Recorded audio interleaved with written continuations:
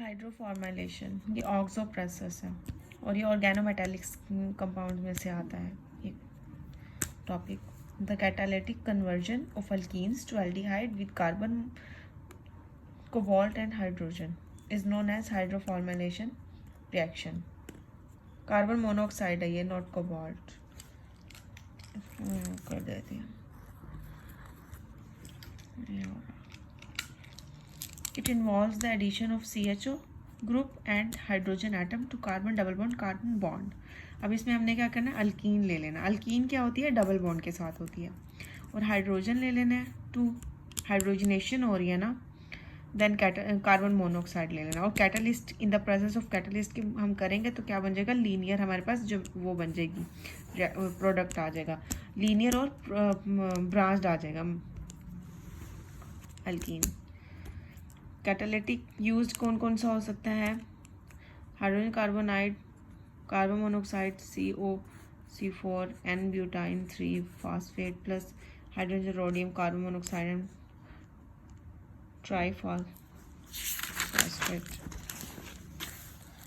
It is a good example of homogeneous catalysis. Linear and branched ratio of hydrogen carbon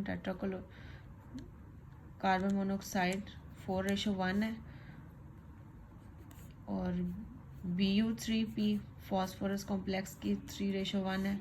hydrogen rhodium carbon monoxide and tri phosphate 20:1 है। Addition of steric bulk of phosphine encourage the formation of less hindered primary linear aldehyde.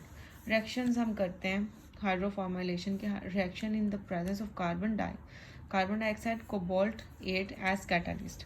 Alkyne हमने ले ली, ठीक है, hydrogenation और cobalt ले लिया, carbon monoxide.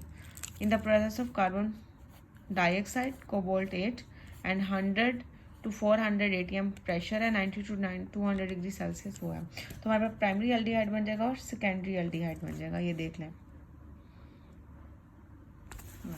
Next, अब इसका हम मैकेनिज्म करते हैं। हमारे पास क्या है, कोबाल्ट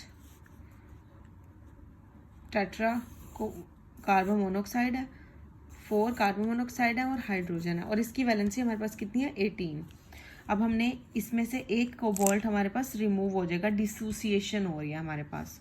तो जब कोबाल्ट रिमूव होगा तो यहाँ पर क्या आ जाएगा, एक वैलेंसी वैकेंट हो जाएगी, कोऑर्डिनेशन साइट वैकेंट, ठीक है।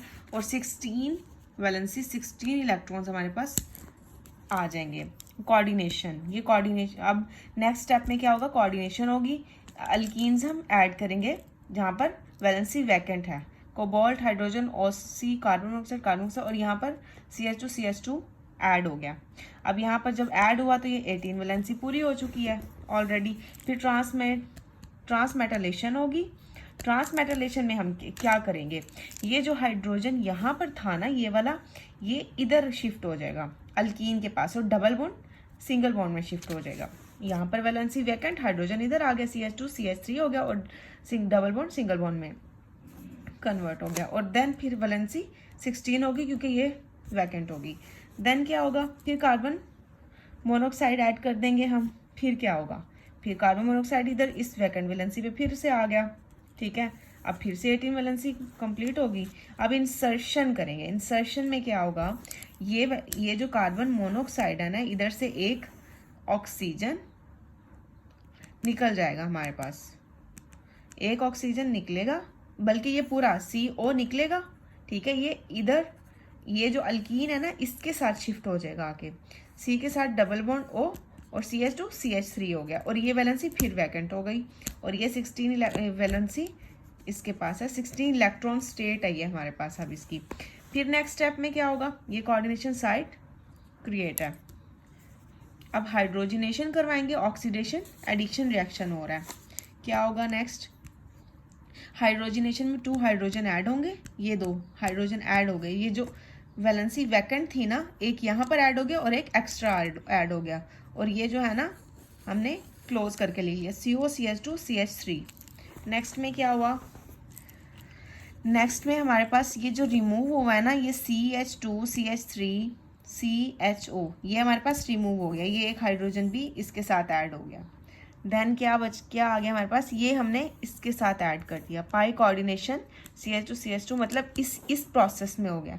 जब ये सब निकला है, एक हाइड्रोजन बच गया हमारे पास, एक वैलेंसी वैकेंट हो गई, कार्बन मोनोऑक्साइड कार्बन मोनोऑक्साइड, ये इसका मैकेनिज्म है। एक बार आप दोबारा से देख लें।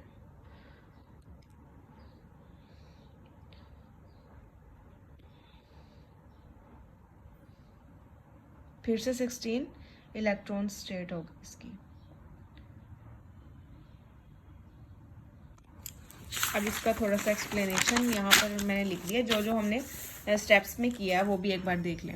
Mechanism of cobalt catalysed hydroformylation. The process begins with dissociation of carbon monoxide from carbon cobalt tetra carbonyl hydride to give the 16 electron species.